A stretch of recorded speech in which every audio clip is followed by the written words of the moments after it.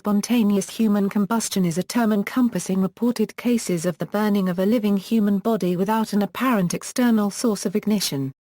In addition to reported cases, examples of SHC appear in literature, and both types have been observed to share common characteristics regarding circumstances and remains of the victim. Forensic investigations have attempted to analyze reported instances of SHC and have resulted in hypotheses regarding potential causes and mechanisms, including victim behavior and habits, alcohol consumption and proximity to potential sources of ignition, as well as the behavior of fires that consume melted fats. Natural explanations, as well as unverified natural phenomena, have been proposed to explain reports of SHC. Overview: Spontaneous human combustion refers to the death from a fire originating without an apparent external source of ignition. Writing in the British Medical Journal, Gavin Thurston describes the phenomenon as having attracted the attention not only of the medical profession but of the laity as early as 1834. In his 1995 book Ablaze, Larry E. Arnold wrote that there had been about 200 cited reports of spontaneous human combustion worldwide over a period of around 300 years. Characteristics: the topic received coverage in the British Medical Journal in 1938. An article by L. A. Parry cited an 1823 published paper, Medical Jurisprudence, which stated that commonalities among recorded cases of spontaneous human combustion included the following characteristics. The recorded cases have these things in common: the victims are chronic alcoholics. They are usually elderly females. The body has not burned spontaneously, but some lighted substance has come into contact with it. The hands and feet usually fall off. The fire has caused very little damage to combustible things in contact with the body. The combustion of the body has left a residue of greasy and fetid ashes, very offensive in odor. Alcoholism is a common theme in early SHC literary references, in part because some Victorian-era physicians and writers believed spontaneous human combustion was the result of alcoholism. Forensic investigation, an extensive 2-year research project, involving 30 historical cases of alleged SHC, was conducted in 1984 by science investigator Joe Nickel and forensic analyst John F. Fisher. Their lengthy, 2-part report was published in the Journal of the International Association of Arson Investigators, as well as part of a book. Nickel has written frequently on the subject, appeared on television documentaries, conducted additional research, and lectured at the New York State Academy of Fire Science at Montour Falls, New York, as a guest instructor. Nickel and Fisher's investigation, which looked at cases in the 18th, 19th, and 20th centuries, showed that the burned bodies were near plausible sources for the ignition: candles, lamps, fireplaces, and so on. Sometimes these sources were left out of popular accounts of the alleged phenomenon while they were hyped as mysterious. The investigations also found that there was a correlation between alleged SHC deaths and victims' drunkenness or other incapacitation that could have caused them to be careless with fire and less able to respond properly to an accident. Where the destruction of the body was not extensive, the significant fuel source was the victim's clothing. However, where the destruction was extensive, additional fuel sources were involved, such as chair stuffing, floor coverings, the flooring itself, and the like. The investigators described how such materials helped retain melted fat to burn and destroy more of the body, yielding still more liquefied fat, in a cyclic process known as the Wick Effect. According to Nickel and Fisher's investigation, nearby objects often went undamaged because fire tends to burn upward, and it burns laterally with some difficulty. The fires in question are relatively small, achieving considerable destruction by the Wick Effect, and relatively nearby objects may not be close enough to catch fire themselves. As with other mysteries, Nickel and Fisher cautioned against a single, simplistic explanation for all unusual burning deaths, but rather urged investigating on an individual basis. Suggested explanations: some hypotheses attempt to explain how SHC might occur without an external flame source, while other hypotheses suggest incidents that might appear spontaneous combustion actually had an external source of ignition, and that the likelihood of spontaneous human combustion without an external ignition source is quite low. Benjamin Radford, science writer and deputy editor of the science magazine Skeptical Inquirer, casts doubt on the plausibility of spontaneous human combustion. If SHC is a real phenomenon, why do unregistered trademark it happen more often? There are 5 billion people in the world, and yet we don't unregistered trademark see reports of people bursting into flame while walking down the street, attending football games, or sipping a coffee at a local Starbucks. Paranormal researcher Brian Dunning states that SHC stories are simply the rare cases where a natural death in isolation has been followed by a slow combustion from some nearby source of ignition.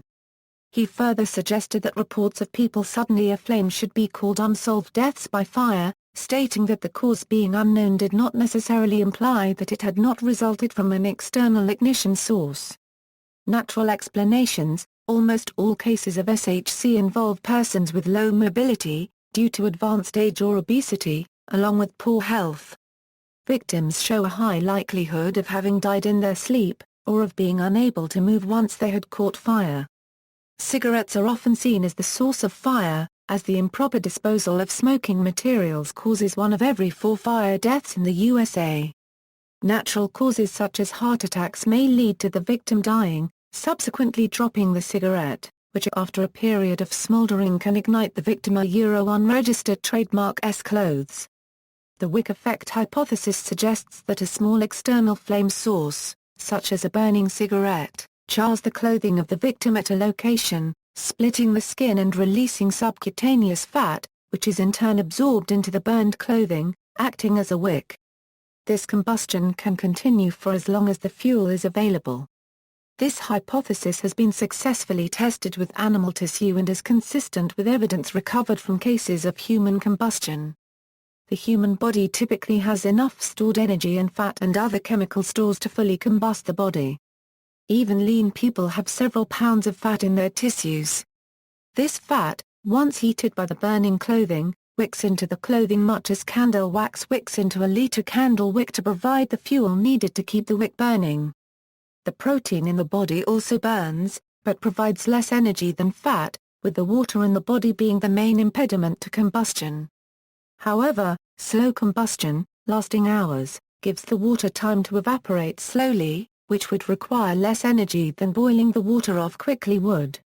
In an enclosed area, such as a house, this moisture will recondense nearby, such as on windows.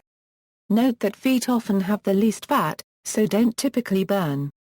John Abrahamson suggested that ball lightning could account for spontaneous human combustion.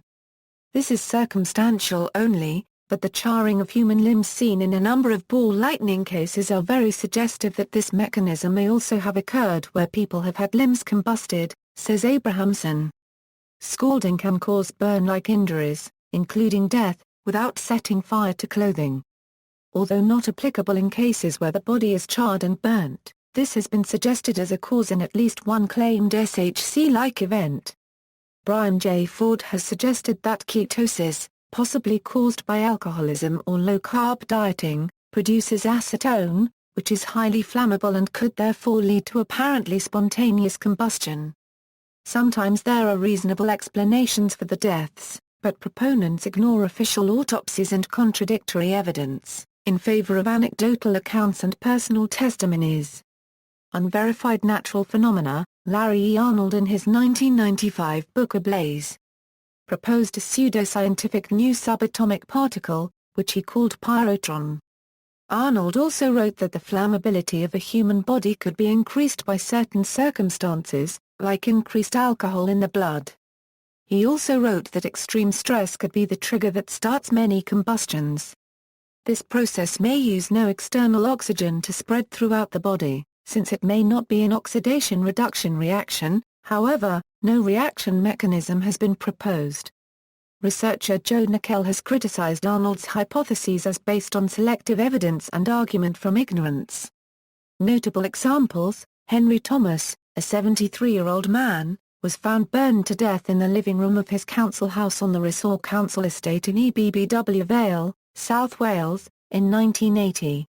His entire body was incinerated, leaving only his skull and a portion of each leg below the knee. The feet and legs were still clothed in socks and trousers. Half of the chair in which he had been sitting was also destroyed. Police forensic officers decided that the incineration of Thomas was due to the Wick Effect. His death was ruled death by burning, as he had plainly inhaled the contents of his own combustion. In December 2010, the death of Michael Faherty in County Galway, Ireland, was recorded as spontaneous combustion by the coroner. The doctor, Kieran McLellan, made this statement at the inquiry into the death: "This fire was thoroughly investigated and I'm left with the conclusion that this fits into the category of spontaneous human combustion, for which there is no adequate explanation." In August 2013, Rahul, a 2.5-month-old infant from Tamil Nadu, India, was admitted to the Kilpauk Medical College and Hospital in Chennai, having 4 reported burn injuries since birth. Initial tests ruled out any abnormalities, and further results led the hospital to conclude that it was not spontaneous human combustion. The baby's mother used to live in another village which had come in the news in 2004, when residents had complained that their homes spontaneously burst into flames. Investigations had shown that phosphorus hidden in cow dung had been present in the huts. Phosphorus has a low ignition point and can cause fires. Cultural references: the first chapter of Jacob Faithful describes the spontaneous combustion of Jacob's mother. In Charles Dickens' 1853 novel Bleak House, the character Mr. Crook, an alcoholic landlord, combusts spontaneously due to excessive alcohol in his body. According to a March 2013 BBC feature, it has been suggested that the Book of Numbers contains a reference to spontaneous human combustion, but that their accuracy may be disputed as these accounts are much too old and based on second-hand knowledge to be considered reliable evidence. In an episode of The X-Files titled Trevor, Dana Scully examines charred human remains and hypothesizes that the victim might have succumbed to spontaneous human combustion.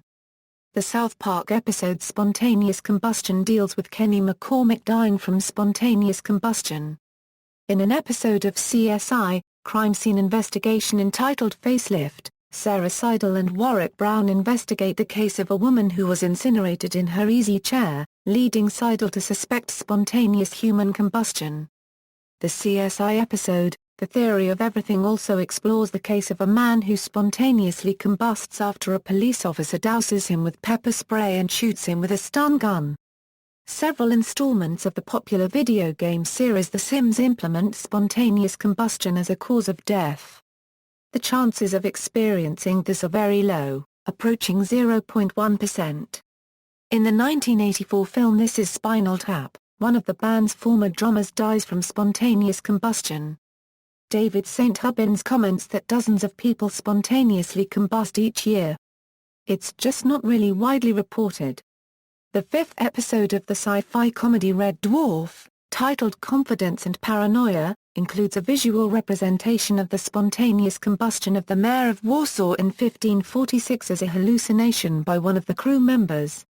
In the manga anime series Rurouni Kenshin, the character Shishio Makoto, one of the main antagonists, dies from spontaneous combustion as a result of overexertion from fighting and a lack of sweat glands. In Season 7 Episode 3 of ER, a patient who complains of spontaneous human combustion is found on fire by Drs. Weaver and Finch. The video game Parasite Eve deals with the main character investigating a mass spontaneous combustion during an opera at Carnegie Hall. In the TV series Picket Fences, a town mayor dies from spontaneous combustion. In an episode of the TV series The Young Indiana Jones Chronicles, a character dies from spontaneous combustion, with only his charred feet remaining intact. In an episode of the TV series Dead Like Me, a reaper dies by spontaneous combustion. See also: Exploding Animal, List of magazines of anomalous phenomena, Self-immolation, References. External links: a BBC article describing the experiment, How Stuff Works How Spontaneous Human Combustion Works Unregistered Trademark, a possible SHC case from Izmir Turkey, dated May 19, 2013.